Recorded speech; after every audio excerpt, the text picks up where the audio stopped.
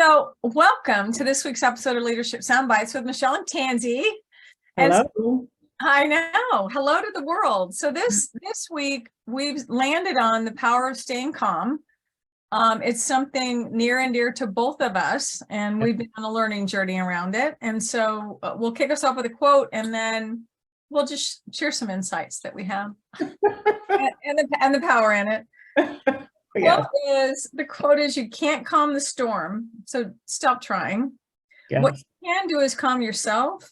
The storm will pass.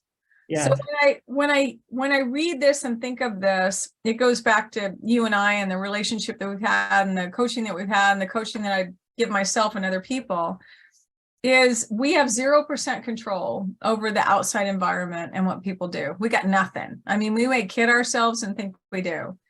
The reality of it is we have 100% control in how we respond and react to what's going on.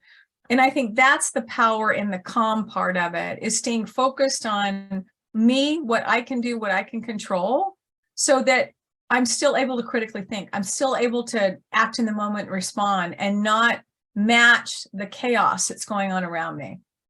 Yes, absolutely. I mean, I feel like you said everything that I was thinking. No, Tanzi. You cannot match the energy of your surroundings sometime. You really have to be in control of the situation, or at least of yourself, because you can't control the situation. I can, when I think about this topic, I myself have been in situations where, that just blew my mind. And some that really challenged me to stay calm. I remember one specific incident that I had with a person who just lost it, yelling, slamming the door, so on and so forth. And in that moment, I thought, oh my goodness, what am I going to do? And I knew that I couldn't react. I knew that I couldn't match, this energy, because it's not the right thing to do.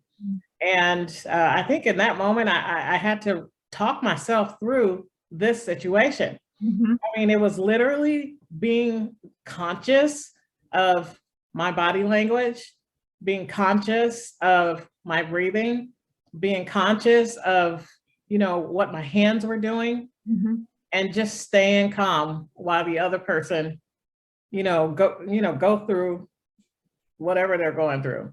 It feels like an out-of-body experience. It right? really does. Yeah. It's like, what is happening right now? I remember thinking that. So Tanzi, what do you do in that moment? So that moment, okay, it feels like it's real for you, right? But in that moment, when you're talking yourself through that, what does that look like? What does that sound like? What are some of the things that you're saying, instead of you're witnessing whatever the slamming of the doors or whatever might be happening, and clearly someone is no longer in control of the feelings, or what it's like, full on leash, like a tornado hit. Yeah, for me, it was literally talking myself through it. Just, okay, deep breath, stay calm, don't move, don't keep your arms crossed. It was literally walking through those baby steps. I know that if I had matched the energy, I would not be in control of my own thoughts. I feel like sometimes when we get excited, we can't think. It's just, everything's just down. We're in like flight mode, mode. You just can't do anything. So I would prefer to be in control of my thoughts. So the best way to manage that is just to stay calm.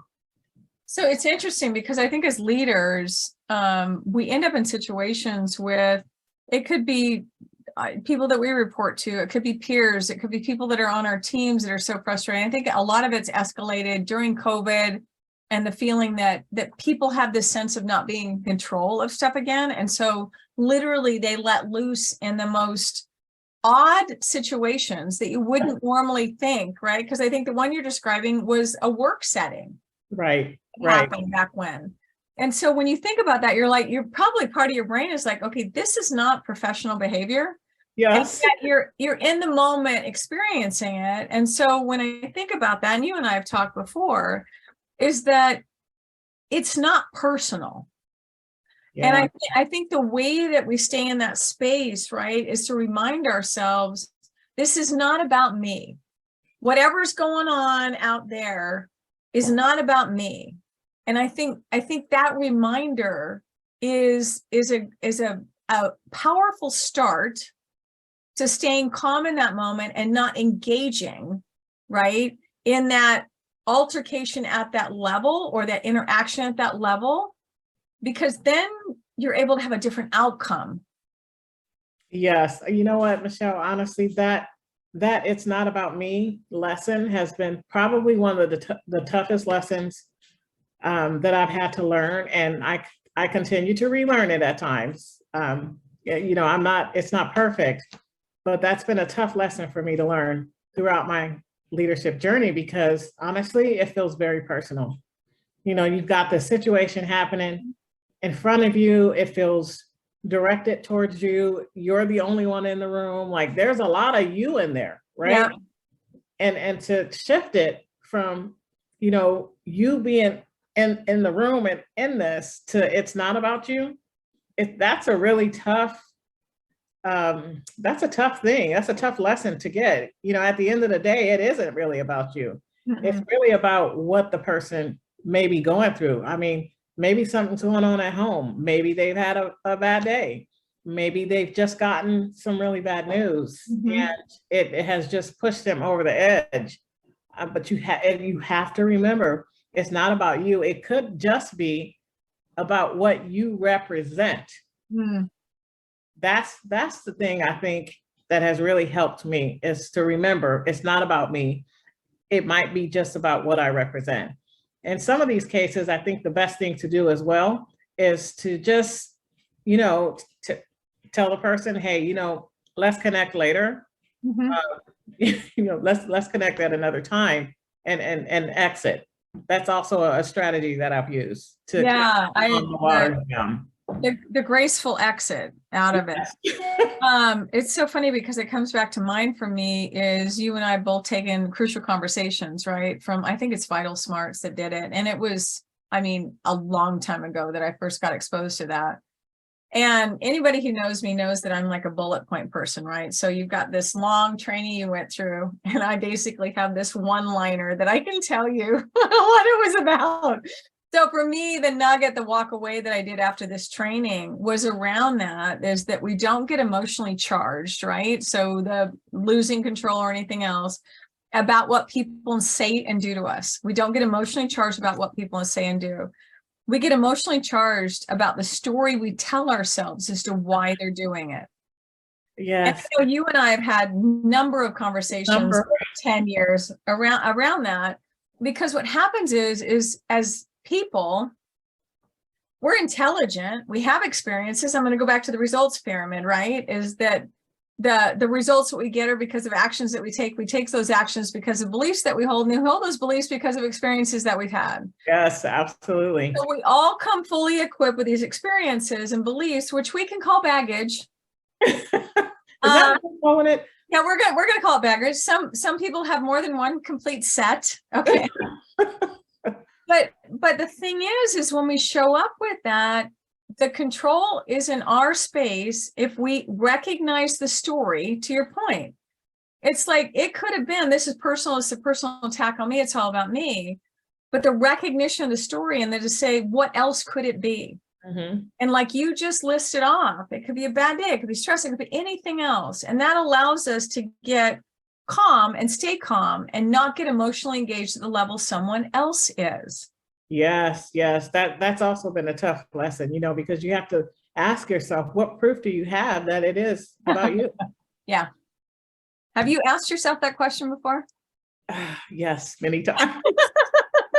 Literally, I have worked this, I call it an equation, out in my head so many times. Okay, how do I know that this is happening? What proof, what solid proof do I have? Not anecdotal, you know, instances, but what proof do I really have that this is about me? So I'm going to ask you a question, because I know you and I have spent a lot of time talking through stuff, right? Is that And I'm so proud of where you're at now and the leader that you are. It's nothing short of impressive. But what has been the upside for you when you think about that journey and just that small ability to start managing that story, to stay in that calm space? What has that done for you as a leader?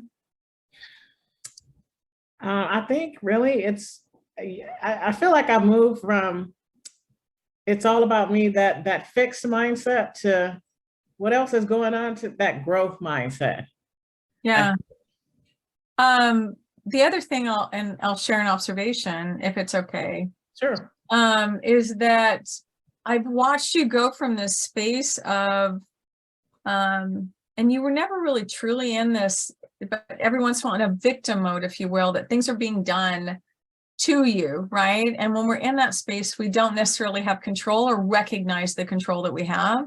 Mm-hmm. This is from years ago, to this space of ownership, and that this is it. I'm here for my team. I'm here for my people, and I'm fully equipped to do what needs to be done. And that lesson around calm, it radiates pretty much every aspect of your leadership because of that.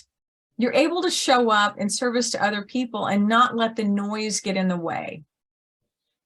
Yes. Well, thank you. Thank you for that observation. Yes, I agree. I definitely remember those days where I felt like, yeah, why is this happening? Why are people doing these things to me? Mm-hmm. And I was in full control of that, because I think back during those times, it was, I didn't see myself and what I could control in that situation. I definitely didn't challenge myself to figure out if it was really true. I think it took a lot of coaching to get me to a place Mm-hmm. where I could just kind of stop in the moment, in the heat of the battle, and say, okay, wait, Mm-hmm.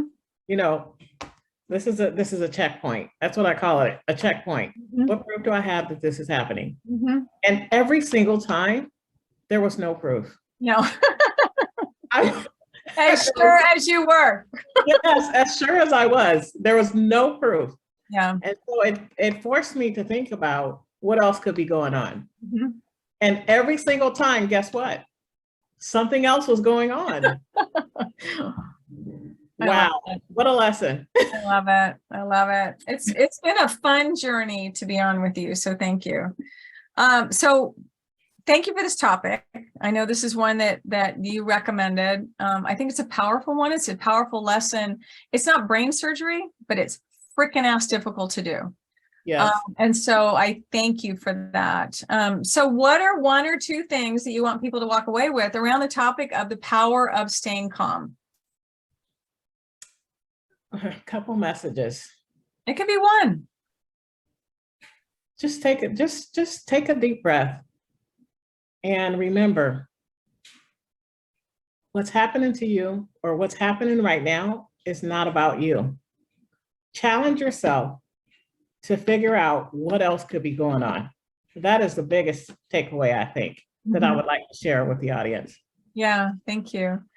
I'm going to say yes, and the thing that I'll add to it is the question that came to mind for me is, how do I know, right? Because I think a lot part of it too, Tanzi, is the timing of when it is, right? Because if you've missed that window of opportunity to do what you just said and check and everything else like that, you could already be engaged emotionally, right? And it's even, I mean, the creative brain, the critical thinking, it's just shut down. So what I would say is think about and reflect, you personally, whoever's listening, when you start to get charged up, angry, pissed, whatever you want to call it, where do you feel it? What are the first indicators that you have that something's going on? Because that's the stuff to pay attention to, because in that moment when it starts is when we need to look and say, okay, what's going on right now? And what story am I telling myself? Because that's when you have the opportunity to pull out of it and tell yourself a different story. So the next question after that, what story do I have going, is what else could it be? Just like you said, what else could it be? And then take that story in or other options. And I encourage you to feel how you feel in that moment and the shift in your physical being. Because whatever that knot is or whatever that's going on will typically release. And then you're in control again. And you can go ahead and get, either you're sitting there quietly, you're ending the conversation, you're leaving, or you're able to have a calm conversation. But it's pay attention to those early warning signs. Yes. Before it's too late.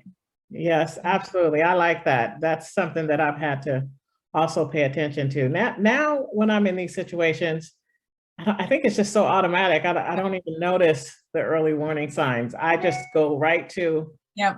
Okay, stay calm. What else is going on here? Just, yep. Yes. That's called years of practice.